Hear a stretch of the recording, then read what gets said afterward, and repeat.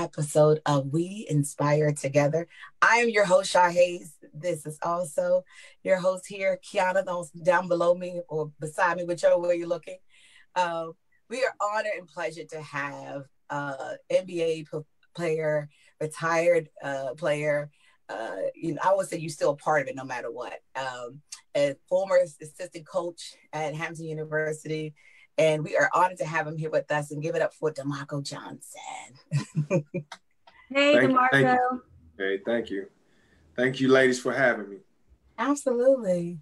Thank you. Thank you for joining us today. And I'm glad we were able to find a time for us to all to connect. And I know your birthday was this week, so let's say happy birthday. Yes, happy birthday. I appreciate it. Thank you. Wonderful. Well, thank you for joining us. DeMarco and I have been friends for so many years, and I'm just so excited to have him here to share his story and his journey from before through basketball, going international and coming back to Hampton University and being an entrepreneur. So we are so happy to have you today. Thank you, DeMarco. It's a pleasure to be here. Yes. So, we're just going to jump right in. Okay. So let me know, what was basketball your childhood passion? Yeah, it was. That's what I did pretty much. I mean, it was sports in general, and then having a big family and, just growing up in a neighborhood with a bunch of kids, that was our outlet, whether it was football or baseball or basketball. But, the sports were always my outlet to stay out of the streets and to, definitely trying to stay out of trouble. You see your peers and friends and even family sometimes get themselves into. But I think the whole basketball, being able to play basketball and then starting to play travel basketball at 11, 12 years old, gave me the opportunity and showed me some different things in life that I wanted to have for myself and things that I wanted to see. And, I knew I had to, walk a straight and narrow line if I wanted to try to accomplish those things. Mm-hmm. So when you were younger and you said you were like 11 years old when you first, is that the first time you picked up the basketball? No, I started, it's so funny. I started playing rec league for my older cousin when I was like 7 or 8 years old. I played with the 10 and 12-year-olds. Oh, wow. So yeah, it was like I was able to play for like 5 years in that same league. So by the time I was, 10, 11, 12, like we dominated the league. We was like the city champions and all of the rec leagues, and then going to the state championship and actually losing by like a few points. But it was like I went through the whole process of being the small man on the totem pole to becoming, the man, when I became 12. So it was a great experience though. Well, that's good. You got to jump in the game, start at 7. So when you round up to 11 years old, you was prepared. Oh yeah, it was nothing when I was 11 and 12. It was nothing. That's awesome. Yeah. Were there any other sports that you were interested in at that time, or was really basketball your main? Yeah, it was. I played baseball too, and I played football as well. Football, here and there. Baseball, yeah, pretty much every spring I played baseball along with basketball. But it's just I hit a growth spurt too when I was I want to say when I was like 13 or 14. So at that point it was kind of like, okay, this, you're pretty good at this. I mean, you're pretty decent rather. You got to keep working. But that was my passion, because that's what I did. Basketball, you can find a gym. If you can't find a gym, it's a park or something. Or somebody has a basketball goal in their backyard in their driveway. So, basketball was easy. That's something I could do by myself. I could practice alone. I used to shoot at night when I was a kid in the projects in Charlotte. My grandmother stayed right across the street from the basketball court. So she would, in the summers, they would sit on the porch and talk, to sometimes midnight. And she could see me. She could just see, something over there moving, whether, she probably seen the reflection of the ball. But whenever she got ready to go in the house, she would just call my name and, I come on across the street with the ball. But, it's something I did, all the time. So you played in high school and you played AAU as well? Did you do all? Say it again? Was that around then? AAU? AAU started, it started in like the 80s. So, I was like as I was coming, when I started playing, it was like 88, I want to say. So it was like, I guess fairly new, but it had been like around for a little bit. But we was able to, just, starting out, being able to see, to travel and play against the best, in the country at that age. And then, ultimately those are the peers that you see in college and in the pros. So same guys, you playing against the same guys pretty much your whole life on a national level once you start playing AAU. So you take us through the journey of, being in AAU, then high school, then college, to then being drafted into the NBA, and talk about the transition from that and also playing overseas.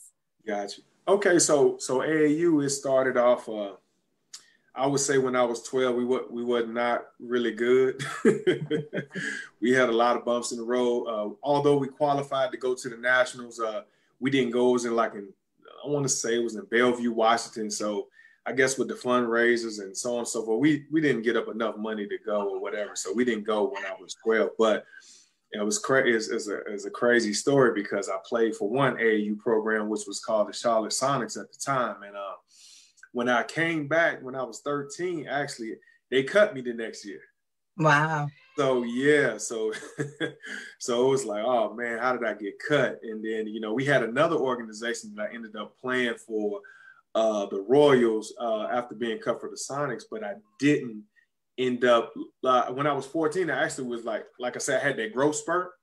Mm-hmm. So I actually injured my knee, dislocated my kneecap and, type of thing where, it kind of just went back in place randomly. But ended up, I told myself after being cut from the Sonics at 13 that I was never going to play for them again and I would never lose to them. So I didn't play when I was 14 because of the different injuries and the growing pain. So when I was 15, I joined the Charlotte Royals, which was the other AAU team in the city.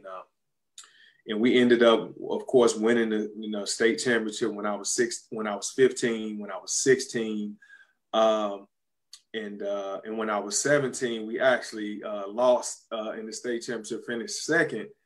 But the journey was crazy because when you see as an AAU player, you have the AAU All-Americans, and as a 12 and a 13-year-old, I was like, man, he must be pretty good. He's in all the AAU magazines to be a AAU All-American and learning about that whole process. But make a long story short, when I was 17, we won the national championship, the 17 and under and the 19 and under.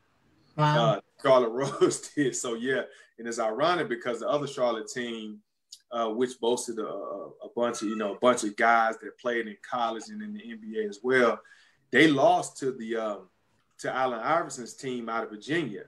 And then we came back the next year. Yeah, we came back the next year and won it. We beat the team from Georgia, who had a lot of great players as well. And then in the 19s, we beat the Tennessee Travelers team, which had a bunch of NBA guys on it as well. So it was like the journey was like I say, we wasn't very good when I was 12, but to end it by winning 2 national championships is something I could have never dreamed of with all the talent that we seen over that, over that 6 or 7 year process. Mm-hmm. And we'll fast forward to your time overseas. Talk about that and how was that, going into a whole nother country and playing? Well, it's kind of crazy because I ended up going to Europe because the whole NBA lockout that happened after I was drafted in 1998. Mm-hmm. So, that's how I ended up in Italy. It was really a gift and a curse because I went over there, right after, probably once my agent told me that summer, hey, it's not going to be a season and, you're a rookie, you don't have any money, things of that nature. You got a credit line. So you accruing by the day, by the week, by the month. So he was just like, it doesn't look like it's going to be a season. So, but I got a great deal for you in Milan, Italy. If you want to try to take it, he's like, I just really want you to be able to put some money in your bank account and, be able to survive, through this whole lockout because we don't know when it's going to end. Right. So I ended up, go ahead. I hear some background noise. You hear? Okay. They were trying to pull up my Facebook. Can you hear better now? Okay. It sounds good now. All right. So, yeah. So So I ended up going to getting a very nice contract to go to Italy in like August of 1998. And the first, I mean, who would think the first stop would be Milan, Italy, one of the fashion capitals of the world.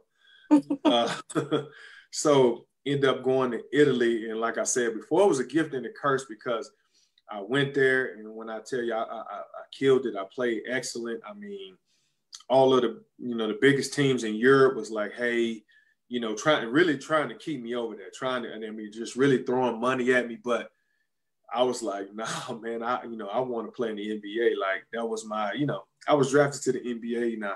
And I felt like, I had the talent. I felt like I had worked hard enough, to be in the NBA. So, that process was like, and then having such a great year the first year, and then coming back to New York the year that in '99, actually, when they were in the finals against the Spurs. And I actually was in New York when they were playing the games, but I would just be training and then I would go to the games because I couldn't play. They couldn't add me to the roster. I hadn't done anything far as with them, I mean, the whole year because I was kind of locked in with the contract in Europe after January 1. If the NBA didn't start, then I had to stay in Europe and finish the season. Okay. So I kind of got locked in that way. But going to New York and then them being in the finals and just trying to learn the culture of everything in New York. But, what was crazy and ironic, the summer when we were supposed to have, we did do like a summer league. Y'all probably watch sometimes or maybe not. They do a summer league for all the rookies and the first and second year players to kind of, gauge them and gauge the talent, the guys that are undrafted and, even the drafted guys, so on and so forth, to kind of gauge the talent. So that summer of '99, I went and played with the Knicks, but they fired the whole front office that summer. Wow. Yeah. So the people who liked me, who drafted me, so on and so forth, got fired that summer. And that's all about relationships. So that's a lot. Yeah. Wow. So, I mean, when I tell the story, people kind of like, oh, wow. But yeah, so the people who liked me got fired. Wow. And then I summer league, the first game I had 8 points. Didn't play well at all. Every game after that, I had 20 plus points. I mean, playing against a lot of the guys that, I watched, you guys watched over years and just, taking care of business. And at the end of the summer league with the new general manager, the new front office, the dude said, either you can take this 1 year deal or you can go back to Europe and we still got your rights for another 3 years. That's what he told me essentially. Wow.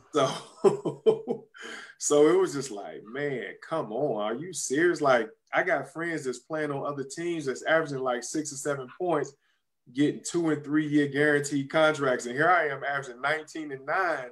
And this guy telling me he only going to give me a 1 year contract. Wow. And then if I don't take it, then I go back to Europe and then I have to deal with them another 3 years, and he's not going to release my rights. Yeah. So I decided to go to camp with the Knicks, whatever, on the team, whatever. Got a lot of veteran guys. So we play against Philly, against the 76ers, probably like 2 or 3 times in the preseason. So after the second game, I played really well. I think they let me, I started maybe like 15 points, 8 rebounds. So as I'm leaving at the end of the night for the game, leaving the arena, Larry Brown comes up to me, which is the coach and the general manager of Philly at that time. He says, hey, DeMarco, what are they going to do with you? Because, they have a lot of veteran guys that have guaranteed contracts and so on and so forth. I said, I don't know, coach. They said they like me from what I did this summer, preseason. So I said, I don't know. But he said, okay. He said, asked me who my agent was. Gave him my agent name, which he's one of the top agents still in the NBA, still to this day, Bill Duffy. He said, I'm gonna give him a call. And he called him. Next day, my agent called me, said, hey, Philly wants to give you a 2-year guaranteed contract if we can get the Knicks to release you. Well, the Knicks said no. Wow. The Knicks said no. Yeah, the Knicks said no. And then go into the season and release me like late December, early January. Wow. So, yeah, so you're talking like late September.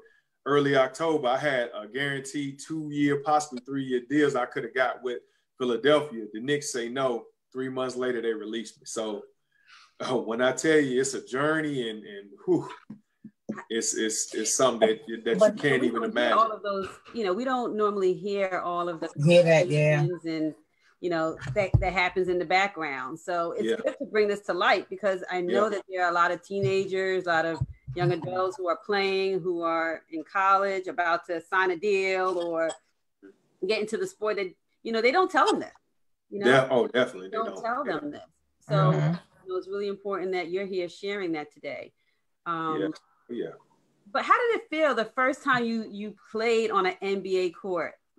What was that? What did that feel like? Surreal.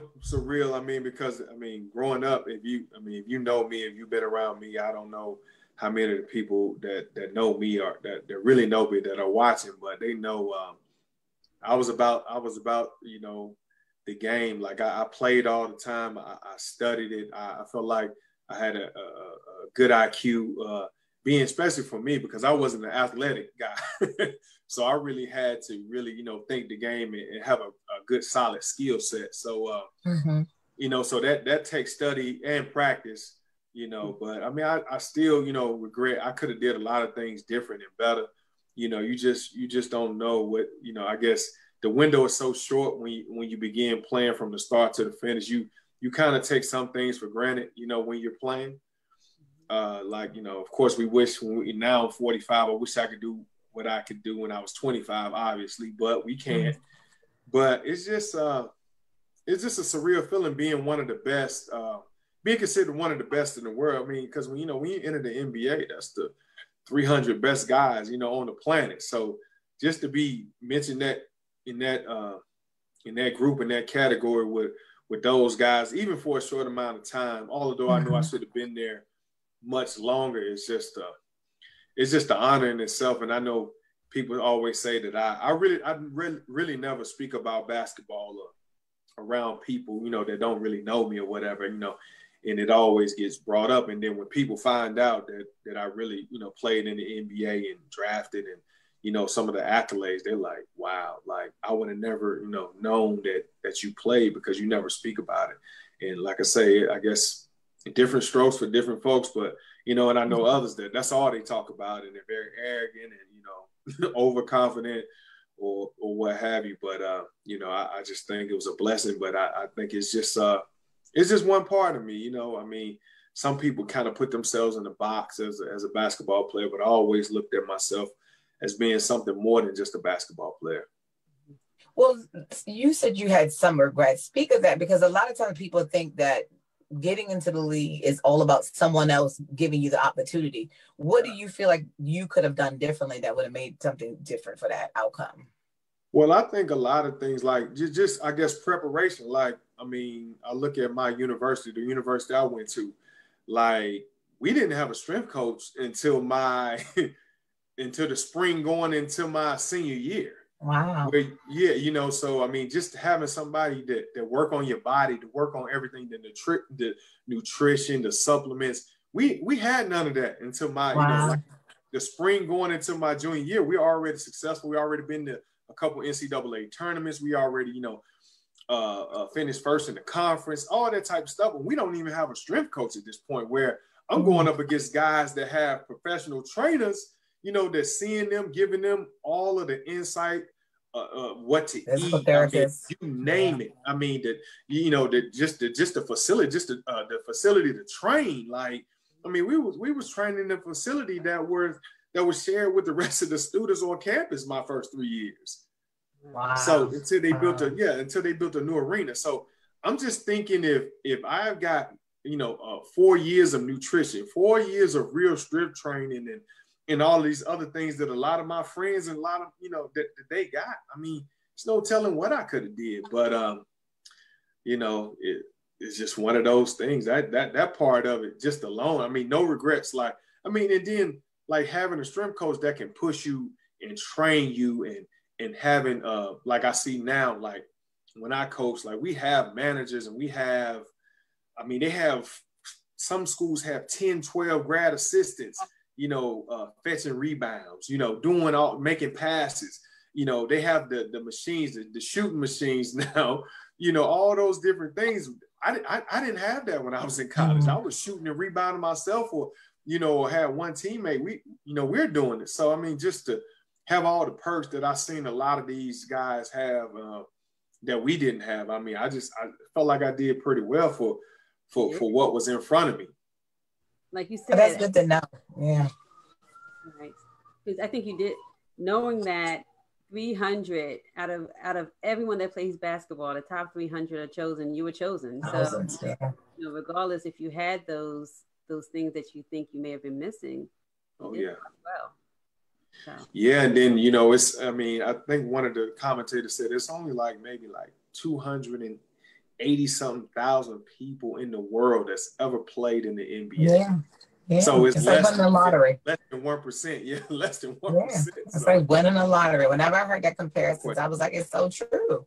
Yeah, it's so true. As much as there's such aspirations for that dream, it's like winning the lottery. And, even the top of the top sometimes don't go, so it's one of those things where, and then that goes back to your earlier story about relationships, because a lot of times a lot of that's cultivated throughout your college and even high school years. So yes. Definitely.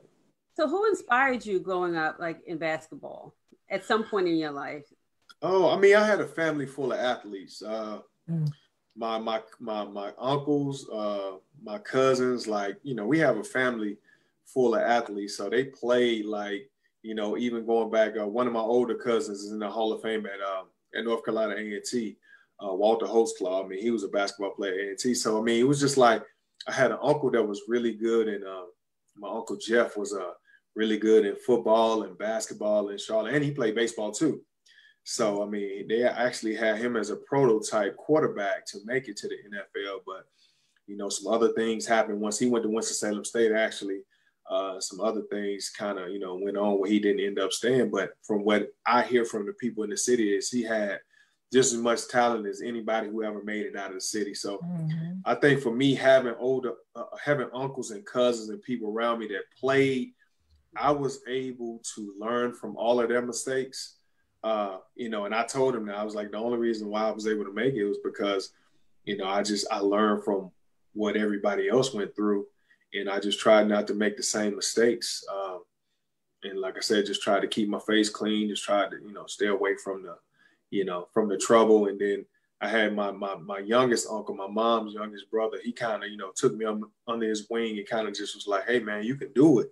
It supported me whatever I needed, shoes for this, for AAU, shoes for high school. I need, braces. I mean, whatever I need, he was just like, that support system that, who came to my games, and just supported me, was always telling me that I could do it. That was a big inspiration along with, it's like one day it's like, okay, you're like a regular guy. And then next thing you're in the paper, you're on the news, and it's just like wow, where did this come from? How did this happen? So it was just like a whirlwind, really just unbelievable when I think about it, because I look at all the people that I competed against that were, you had a lot of guys that were, when you're young, and then as you get older, they're really good, and then they just kind of start to taper off. And then you just see yourself continue to get better, continue to work. And then all of a sudden, all those guys kind of looking at you like, well, man, how did he make it? Man, I used to, I should destroy him, or he was this, or he was that, It gets to the point that they just can't believe you're doing what you're doing. But I just, I just stayed prayed up, stayed focused. And, after playing against the best, all over the country, after a certain time, you're like, man, I can do this. If I can do this against these guys, when I go back home, it's nobody that can, that can mess with me. That's got to be your mindset if you're gonna make it to the NBA, or you have to have that mindset, and that's what it was for me. At a certain point, I mean, I would even hear that some of my old friends, teammates, whatever, would have things to say about me and so on and so forth. I was like, they can say what they want. Tell them to come to the game. Bring it to the court. Right. Yeah. Definitely. So you've been through so many experiences, again, traveling the world, NBA, um, working at the university as an as a coach. mhm. What's something that you've learned about yourself through all of these experiences, the ups, the downs, the greats, the not so great? What have you learned about yourself? Is there something particular? That I hate losing, and I'm going to pick myself up when I get knocked down. I mean, Mm-hmm. through it all. I mean, you got to keep picking yourself up, and it's just whatever I get hit with, I just feel like I can overcome it. I think it's just like what y'all was speaking about, that 1%. I just feel like I'm in that 1% that can make something happen that nobody thinks can happen. So that's just my belief. Like it's just like my grandma would tell me. She was like, "Hey, you can do." She used to always, whatever I did, she used to just always tell me that, "Hey, you can do it. You can do it." I mean, just I don't know if she really believed it, just honestly speaking, but she would always tell me, "Hey, you can do it. Don't worry, you can do it." And that's what I wrote. And both of my grandmothers, may they rest in peace, but both of them, they always say, "Hey, you can do it. I mean, you could do it." So that's awesome. Was that part of your encouragement when you lost? Because I mean, playing sports, there's always going to be a loser. So what was the encouragement to, get back out there and keep doing it over and over again? Well, for most people, they fear losing. And if you fear losing, you can't get anywhere. So that's what I learned at a young age. Like, you're gonna lose sometimes, but if you don't be, and that's what I used to tell my players, like, don't be afraid to lose.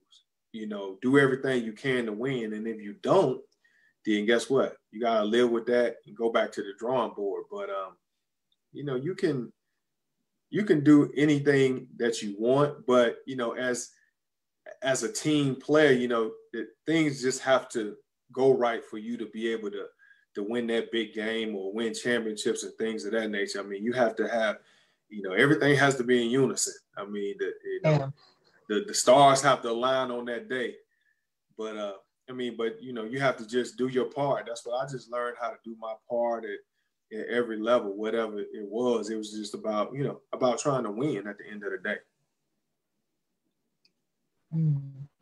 So at Hampton, going into it with a winning spirit, winning mentality.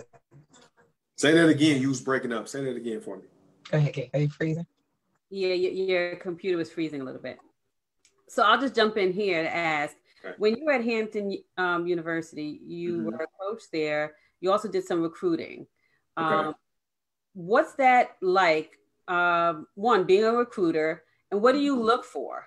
So we can share that with upcoming athletes. Okay. Yeah, I mean, really, I look for the passion. I look for the passion of the game. I mean, recruiting is pretty easy because, I mean, for me, being a guy that was recruited, coming out of AAU in high school and all of those things. I mean, you're just looking for the guys. I mean, you're looking for the guys that obviously play hard, have the passion, even if they don't have the talent, that, okay, you don't have the talent for this level or that level, but, if they have the passion and the work ethic and the willingness to want to get better, and then you can just kind of tell from the questions they ask you as well when you talking to them, and I mean, just how they gauge you and things of that nature. I mean, you can find out a lot about watching play. I mean, I can watch a guy for probably 5 minutes and see if he really wants it and if he really fits the program or whatever we're trying to do.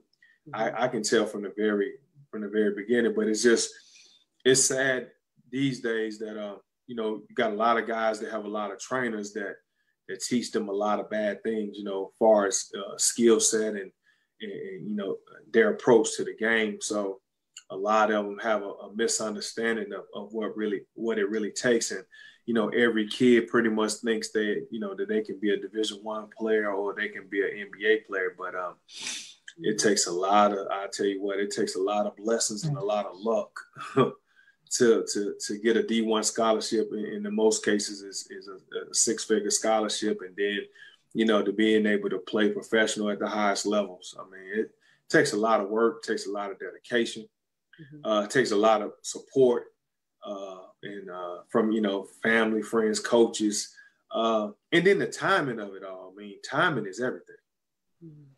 So talk about, I mean, as far as the recruitment element of it, and you're being in college and playing in college and having a balanced education, explain that as far as how that works in terms of like your level grades you have to keep and maintain, and how did that work and you balancing all that out?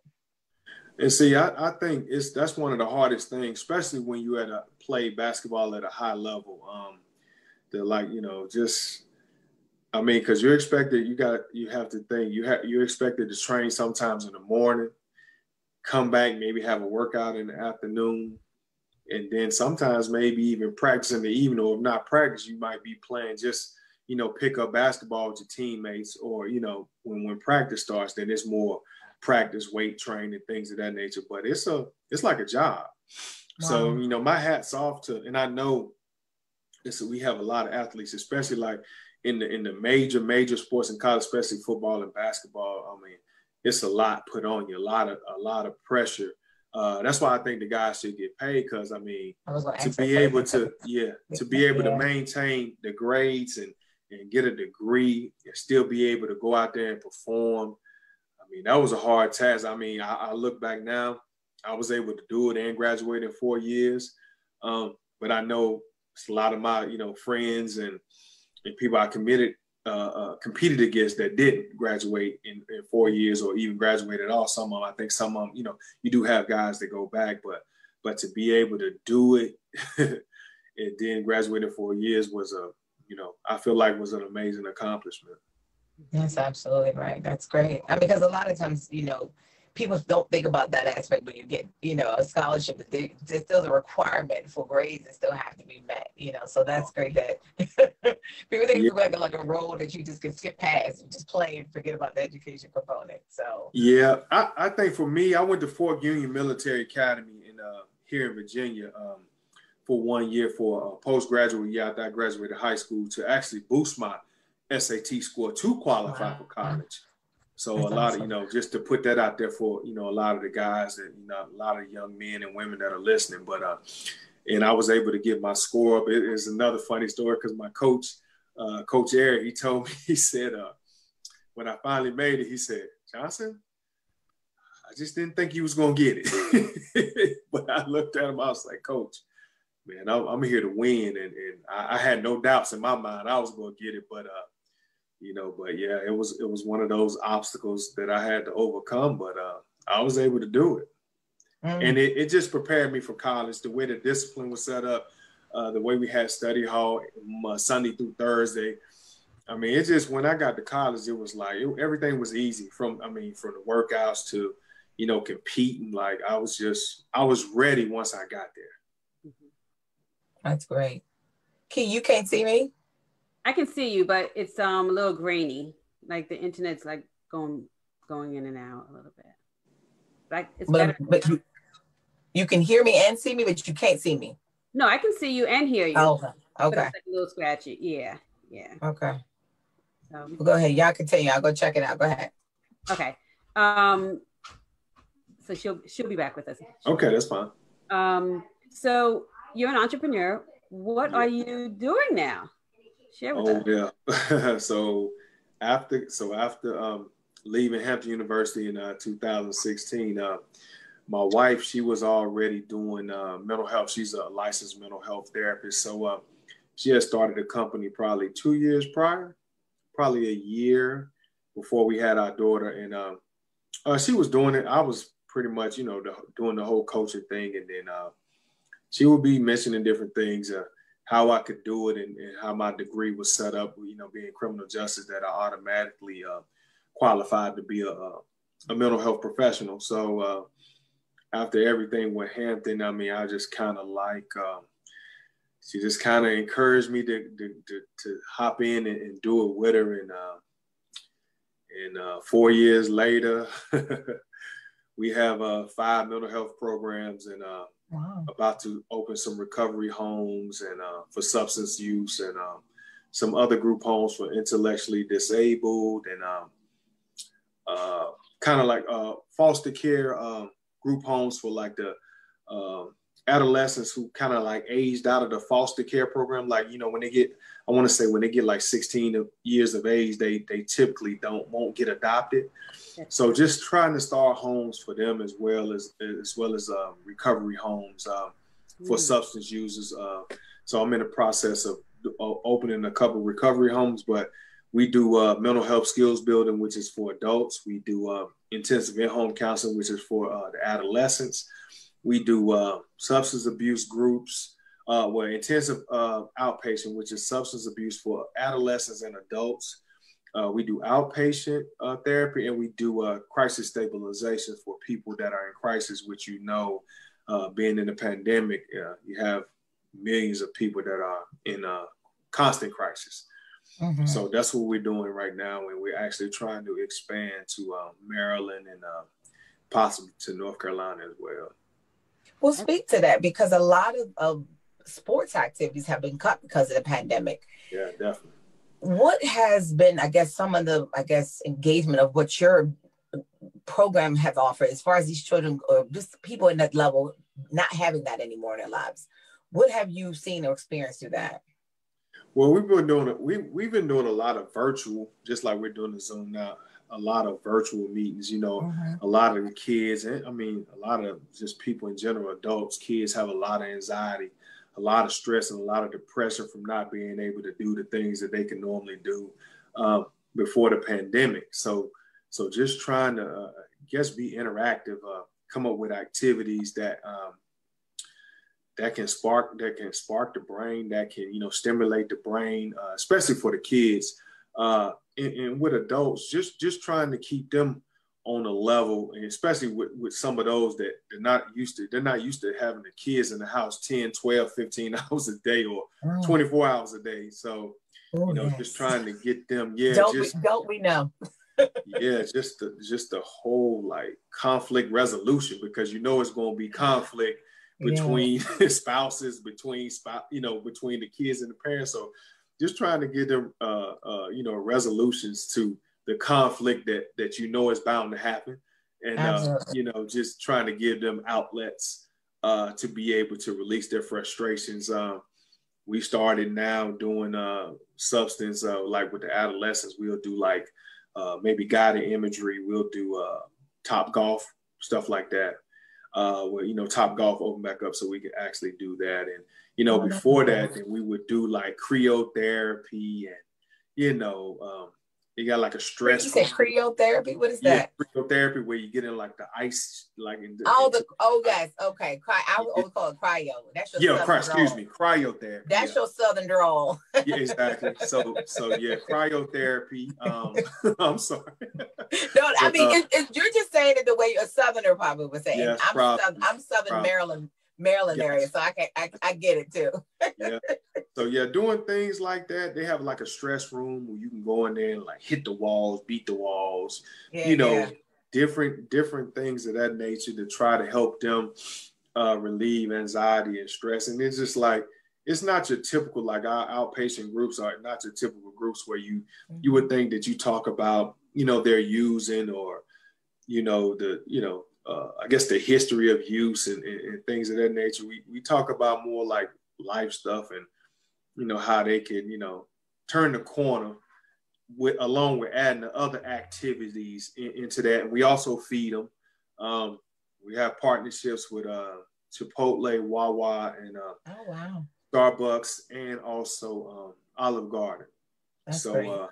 We do feed our clients and others. I take stuff to the homeless shelters as well. You know, we just try to, you know, do what we can in the community. That's great. So I didn't hear, where are you doing this? We're in Chesapeake, Virginia. We serve, you know, we're in the Tidewater area, which is like 7 cities. You know, Newport News, Norfolk, Hampton, Virginia Beach, Chesapeake, Suffolk. Maybe I missed one. Williamsburg. Yeah, it's like all surrounding Tidewater area. Portsmouth, my bad. Okay. Portsmouth. So yeah, we service like all the different cities in surrounding. So we're just trying to build the brand and just try to provide good service to the community because we know it's definitely needed. Mm-hmm. And what's the name of the company? It's called Lighthouse Therapeutic Services, and we have Lighthouse Wellness Center as well, and then we're doing Lighthouse Recovery Homes, which will be the substance use homes, recovery homes. Yeah, that's awesome. Yes, that's always a great way to be able to, like you said, be able to provide and help to the community in that way. And are you and does it help for teens? You said teens as well up to adults. So yeah, teens. Yeah, and we also have a nonprofit called Talking Tea as well, where we'll be doing a lot of different things where we'll do like groups for single like parenting classes for fathers, mothers, a lot of different things, prenatal mental health, because my wife is actually licensed prenatal mental health counselor as well. Just a lot of different. My wife is also actually a licensed play therapist. So she used mental health you do it with the kids and adults, but she does play therapy for it's counseling, but it's with play. So I guess kids can sometimes express themselves better with play than speaking it out. That's great. We're gonna have to get your wife on here and talk about what. She's definitely she's definitely one that you guys want to talk to because she's very gifted. I'm gonna need an independent session with her with my 2 and 4-year-old. Yeah, and she also has contracts with the military as well. Oh, that's amazing. Yeah, so she does. She's the key to the ignition. Love it. Yes. Love it. So when we were talking as far as the transition from college, and now you're coaching at Hampton University. First of all, is Hampton really the real HU or is Howard?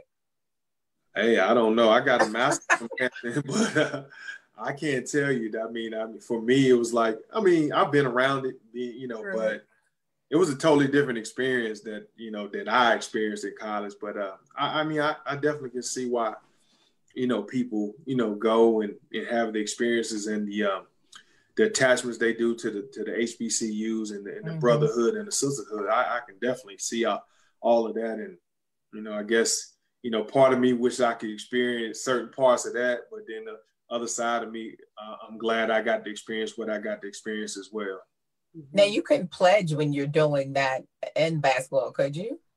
Yeah, you could. Honestly, I can say it now. I was gonna pledge Omega, but they got kicked off campus. Oh, that's how it was in my campus too. I was at UMBS, and like after the first year, everybody was gone.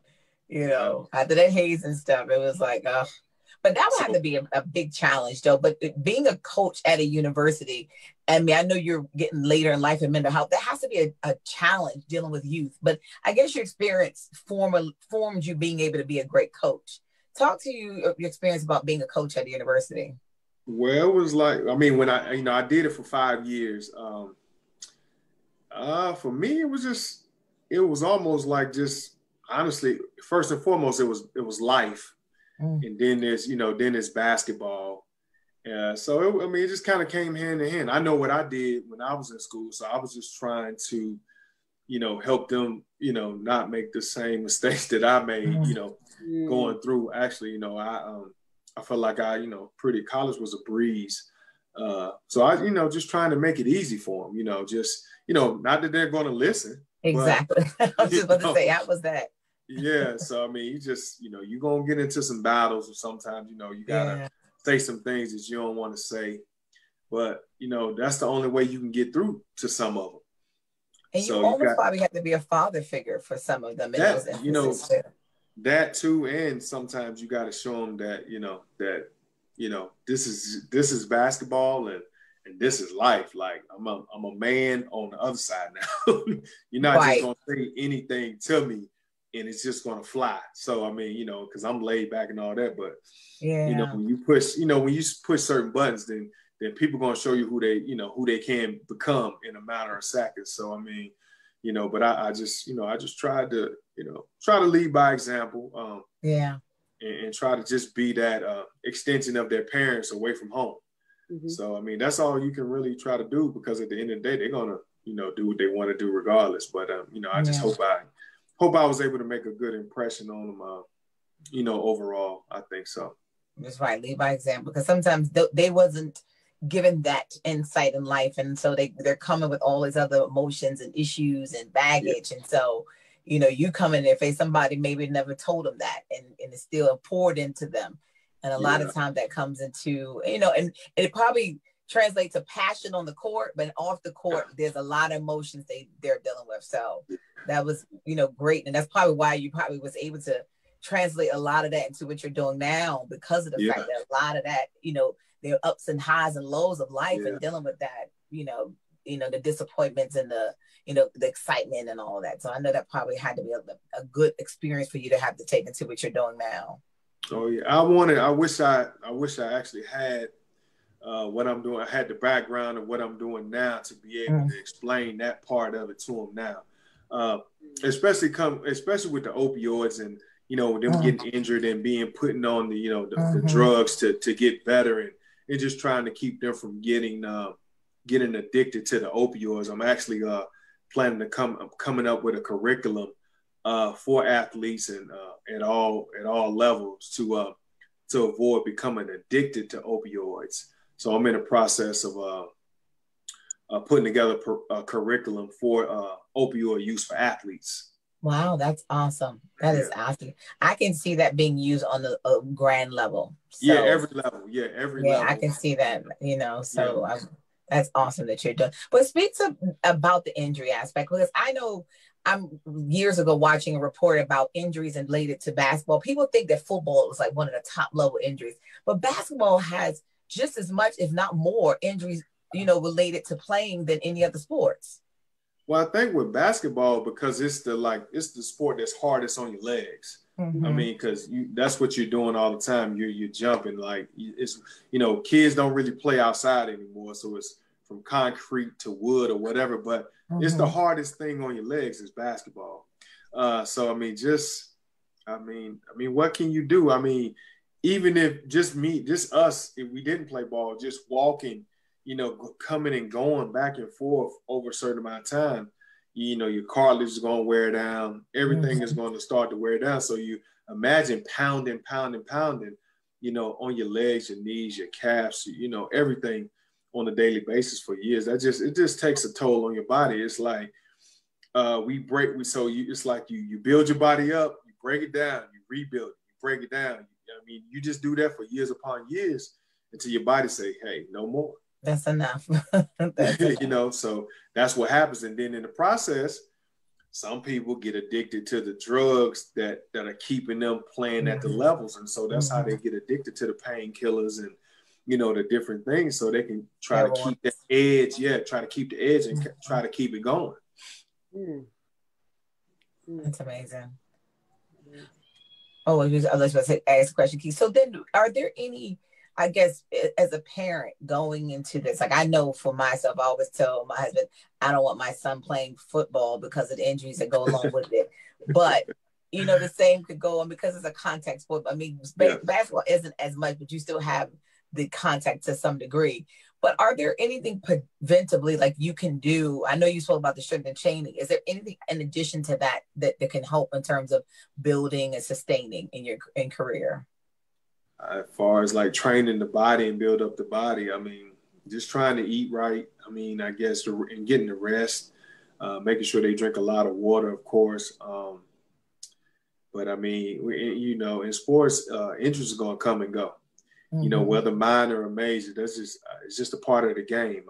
I'm going to try to keep my son away from football if I can. Yes. But it's just one of those things, because I liked it. I'm a big fan of football. I liked it growing up.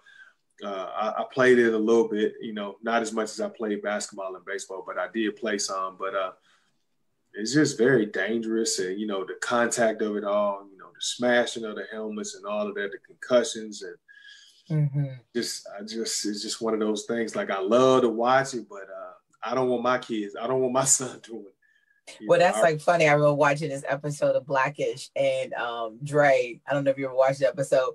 He wanted, he's a man, wanted his son to play football, and his wife was like, no, you can't let him play. And it was one scene where all the dads were in the stands cheering the game on. Yeah. And he asked the other dads, well, where's your son? He was like, oh, my son ain't out there. I just like watching it. So it just goes to show that, like, people love the sports, but then it's like, not my child, though, to some degree. Yeah, that's how I am. I'm definitely that way with it. And my wife is like, oh, no.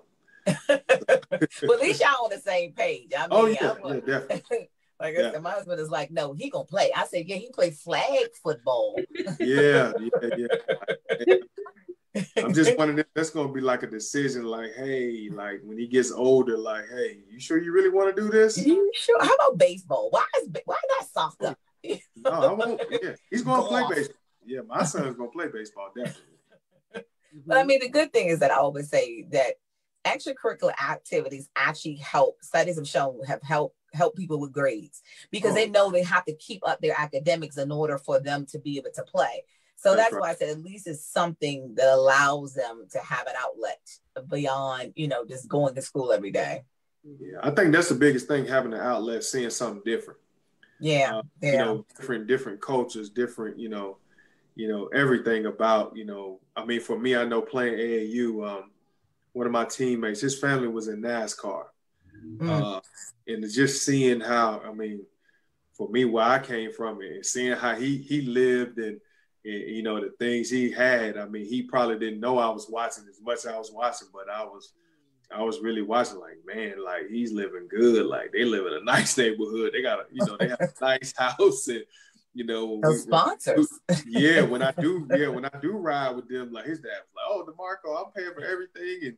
And, just to be able to do that, for my kids and their friends, when we go out or something, just that's the life I said I wanted to try to have. I didn't want to, be struggling or have to struggle with my kids. I mean, I wanted them to work for, whatever they got, but, I wanted to be able to give them things that I could never have. So that was my whole mindset of leaving at 17. I was like, I'm never coming back here to live, and I'm going to have some of these things that I've been dreaming of. And you're doing it, especially with your entrepreneur endeavors, which is a great thing to have, to advise people when it comes down to the career from sports and transition into something that lets you know that you have to have that kind of other thing going on too as well.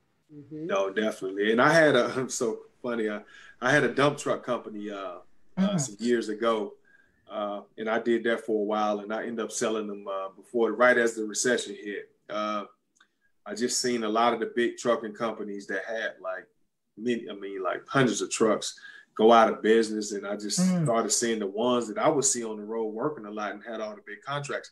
I started hearing stuff about them dwindling. So, I ran out, I got out ASAP. Like, well, that was good. Yeah, I got out at the right time. And there was some people trying to encourage me to get back in with it, but I was like, nah, if I did it, it'll be probably 18 wheelers of box trucks, because I know the box trucks are kind of taking over for the 18 wheelers. They're breaking down the loads because it's such a high demand now. So if I did get back into the trucking, it will probably be box trucks. Okay. Well, that's good. I mean, at least you had the business savviness to be able to say, I want to be able to do that. Because a lot of times people get a little money, it goes everywhere. Yeah. It's just one of those things, especially with athletes, because, entertainment, sports, I mean, you're going to have those yes people around. You're going to have the people just hanging around you just to get the perks and, just to be around it. I mean, then when everything when you start to really grow up and see things for what they really are, they disappear. I mean, they're not telling any lies in these documentaries and these movies that they make. It's all real. It's so amazing to think that, though, to think that people, after having amassed that much amount of money, can lose it all like that. But if you're not taught, or if it wasn't instilled in you, then it can happen. Anybody. But just think about this. I was thinking about this the other day.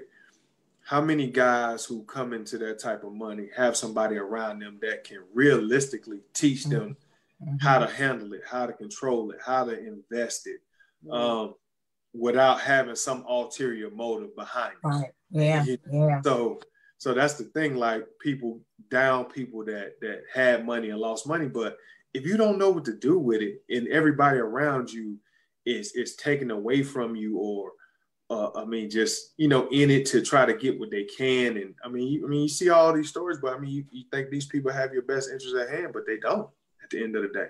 And there's been so many con artists who come up and get these people to invest in something they're doing, claiming they're a sports agent, and end up taking their money. So it happens.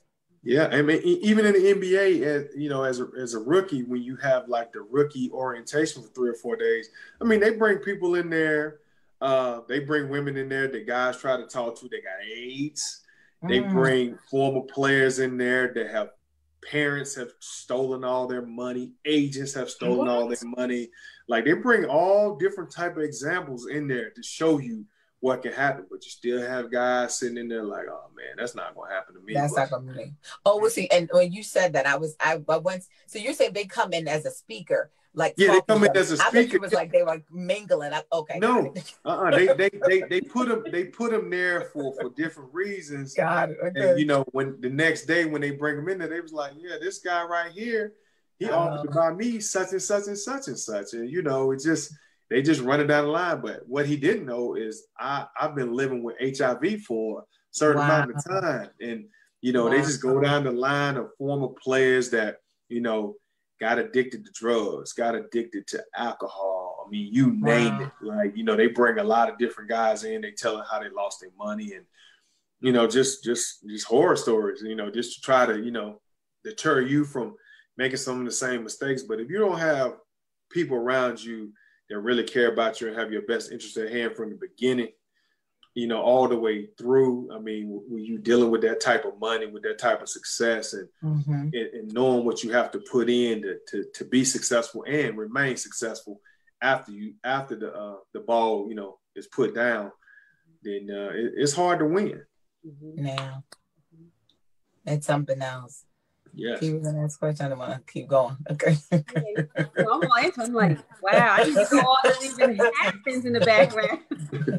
But that's the thing you don't see unless it's a documentary. Like, you see all the glamorization of it, but you don't see the pitfalls of what happens when people get money and they have all the people around them saying, "Oh, yeah, buy his Maserati. Oh, you need an airplane. You need this and that." Like, it's crazy. Like Scottie Pippen. Like, this is like one of the top players. And you think about, they said he it's been out that he reported he doesn't have money, but he does. He just doesn't have as much. A lot of guys. So it comes and goes. It does. One thing I was, knock on wood, I'm thankful for getting a degree, thankful for getting a master's degree, thankful for being able to travel the world and see how other cultures work and survive. That really helped shape me and mold me and really open up my eyes to how things work in the U.S. How we, the oppression, the injustices, all the different things that how things are going on here with the police brutality and just how you're treated as an athlete versus walking in and them not knowing what you are, what you have, and what you do. It's like you're treated one way, when you walk in there, but when they find out you played in the NBA or this and that and the other, it's a totally different demeanor.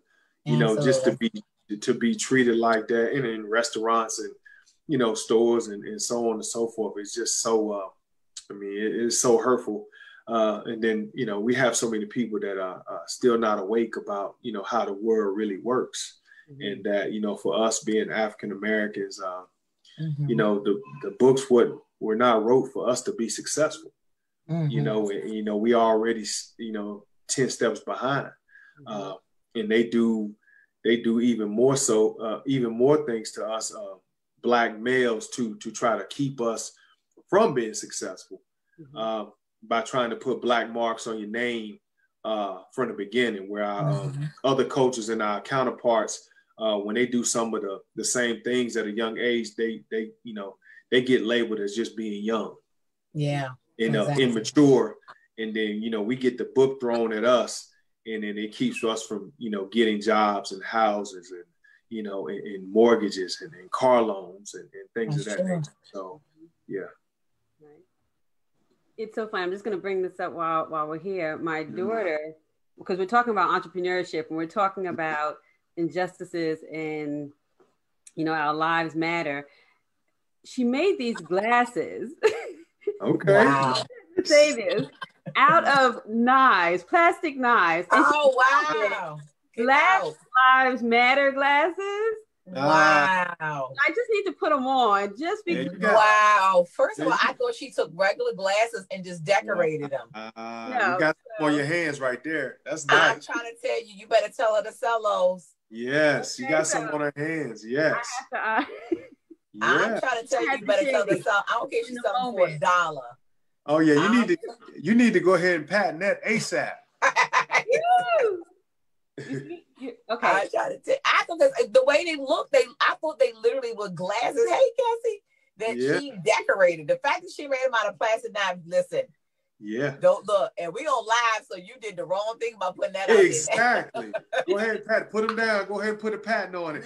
You better get a whole a stockpile of them now, so you can start selling them on Amazon or something. Definitely, yes. Seriously, right?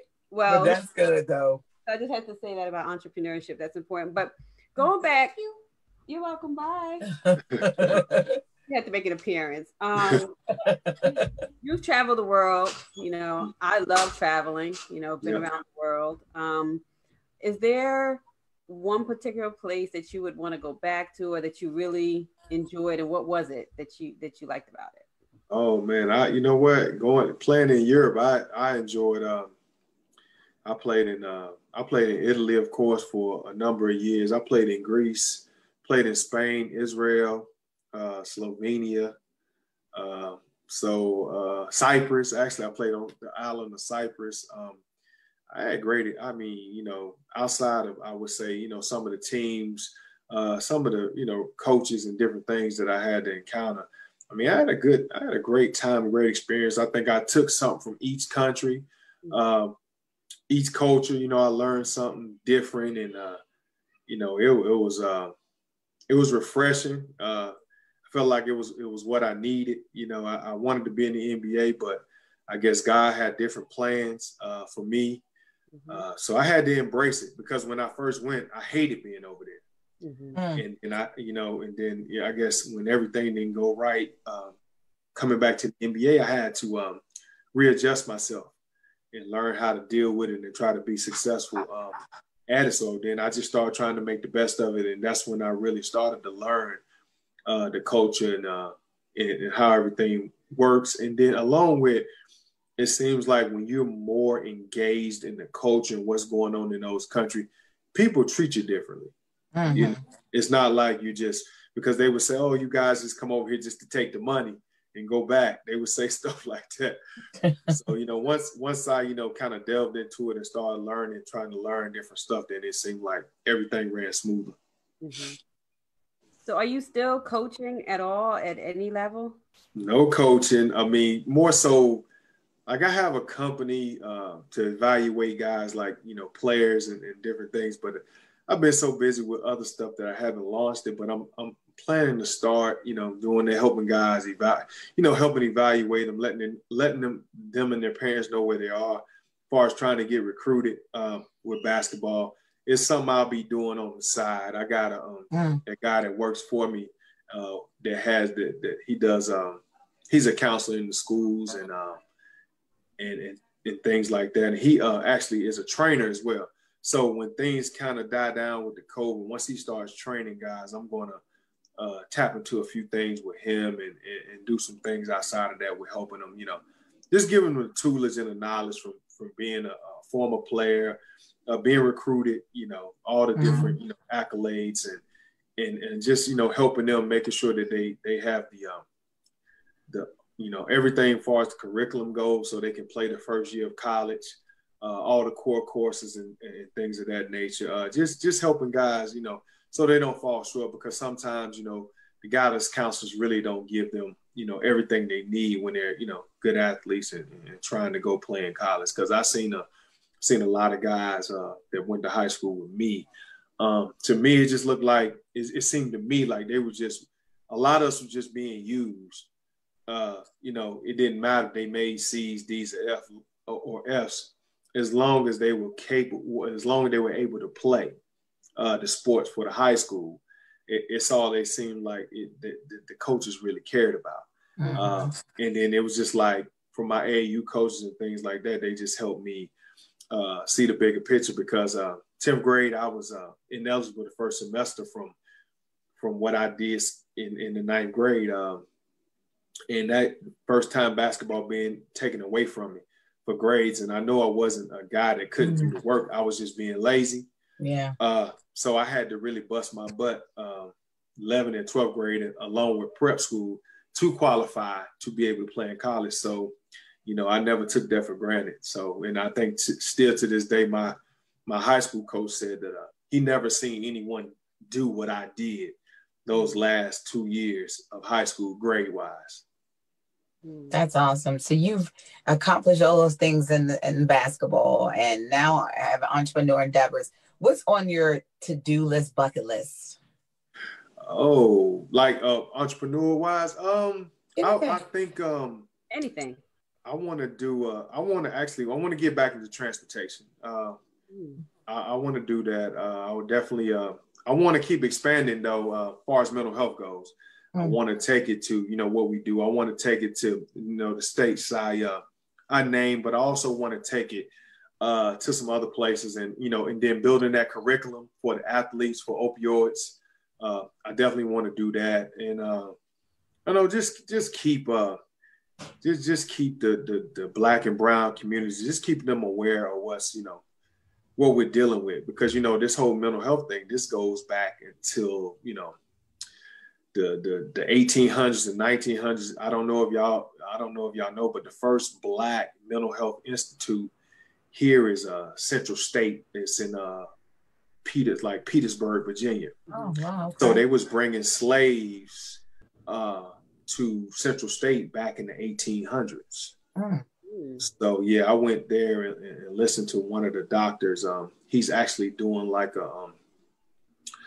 I guess a biography, or he took all the records that they were supposed to destroy, and he's kind of like chronologically put everything back together from all the years and from all the different people. So you think about your ancestors and different things that came across the water, and there were slaves that had mental health issues dating all the way back to those times, and see the trends and, what we got going on today. And of course, the mass incarceration of Black males, a lot of it has to do with mental health that's undiagnosed. Mm-hmm.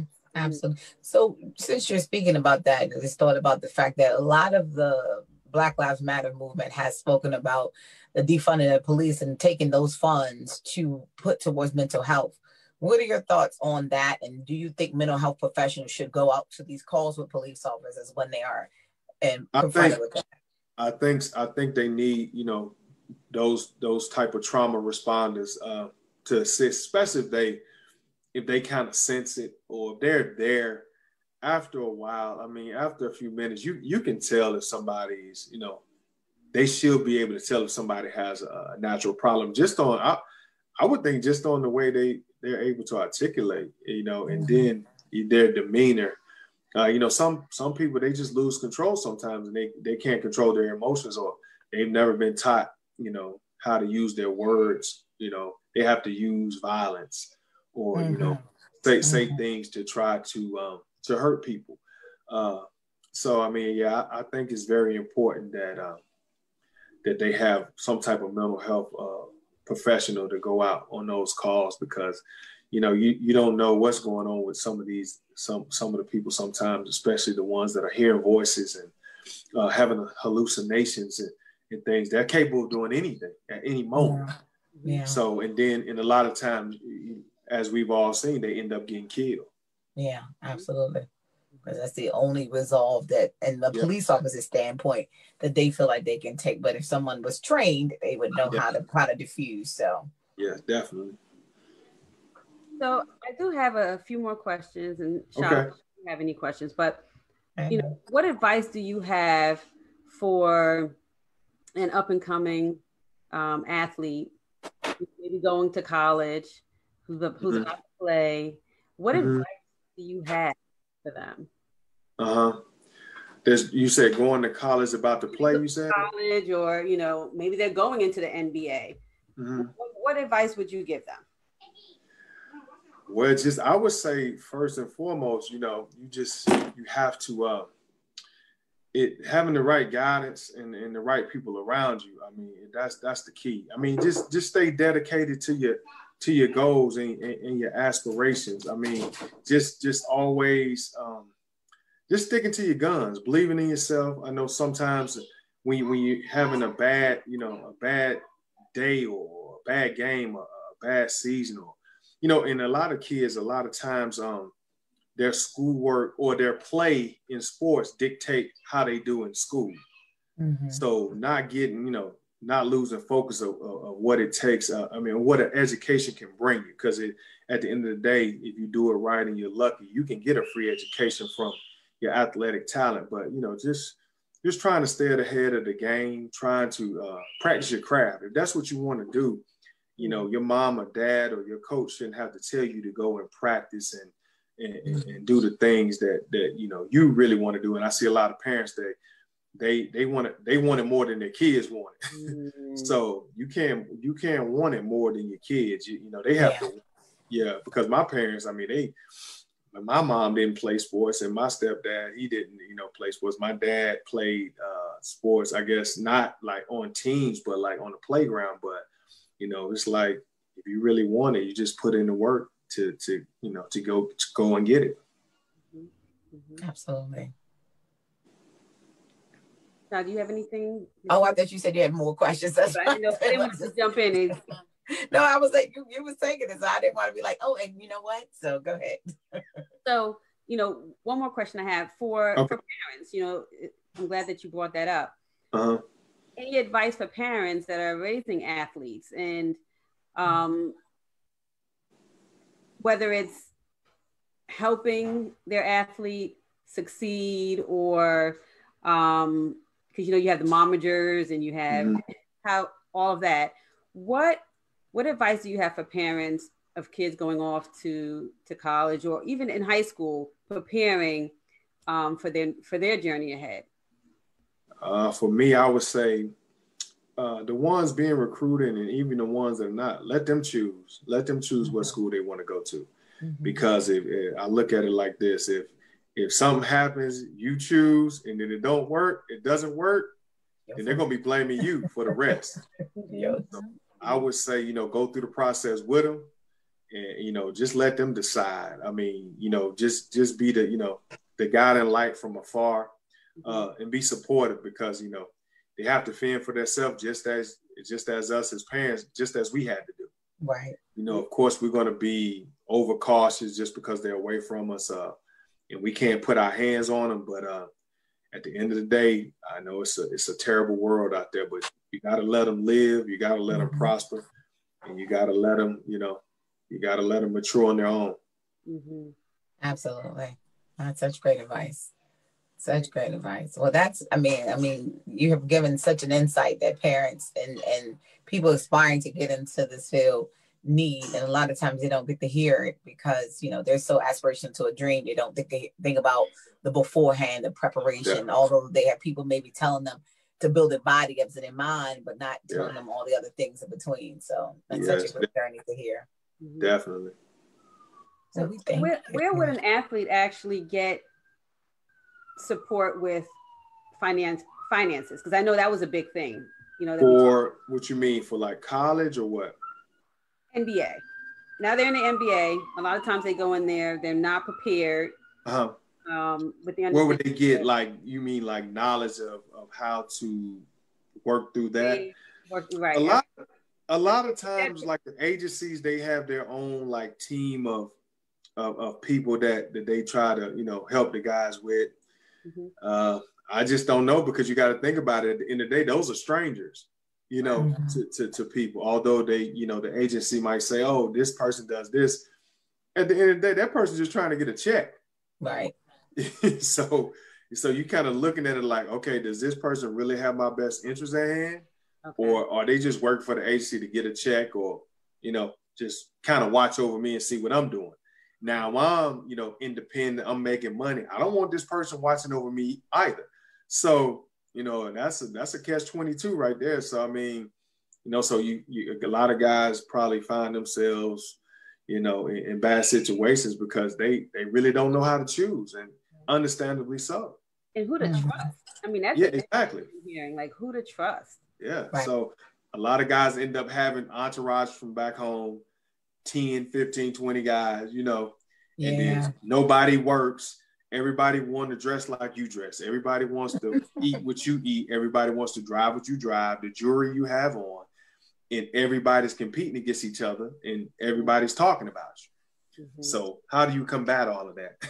Yeah. And even with all the help and resources, people feel a sense of allegiance to those people. Right. So that's right. They do. So I mean, it's tough. It is. That is really tough.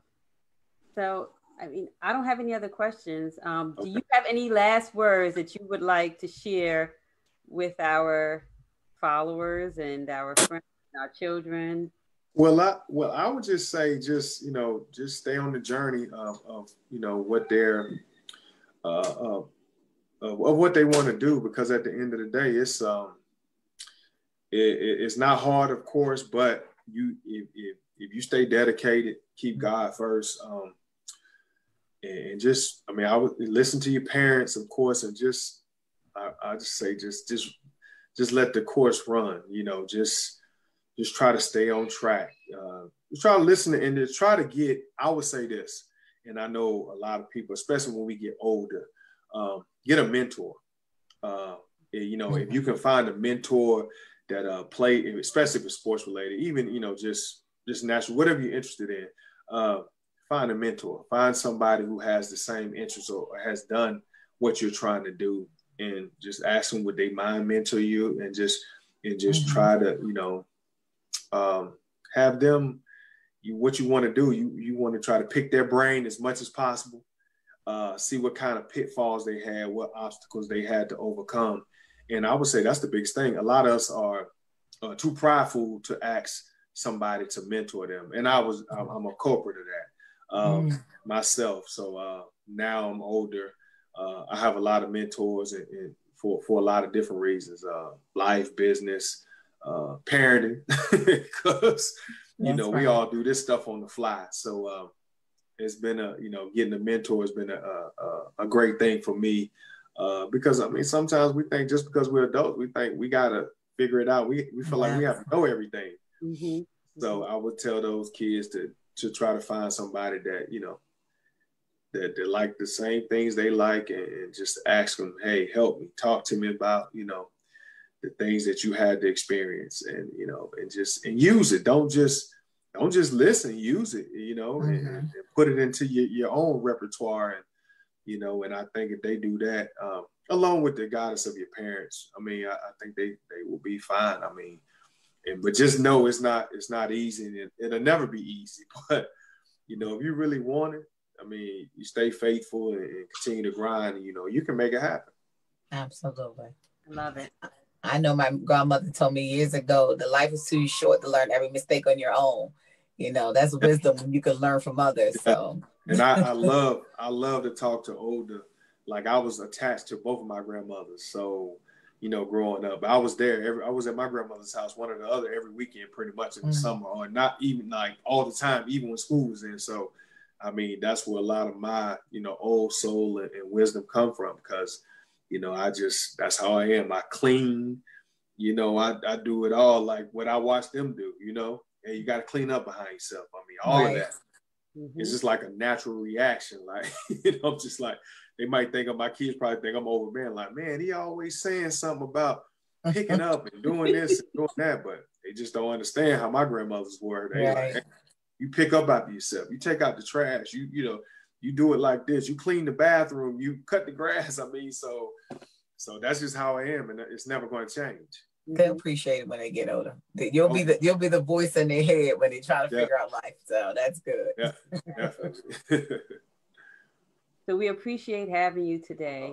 Thank you guys for having me. This is wonderful. Thank you so much for sharing your wisdom. Thank you guys again.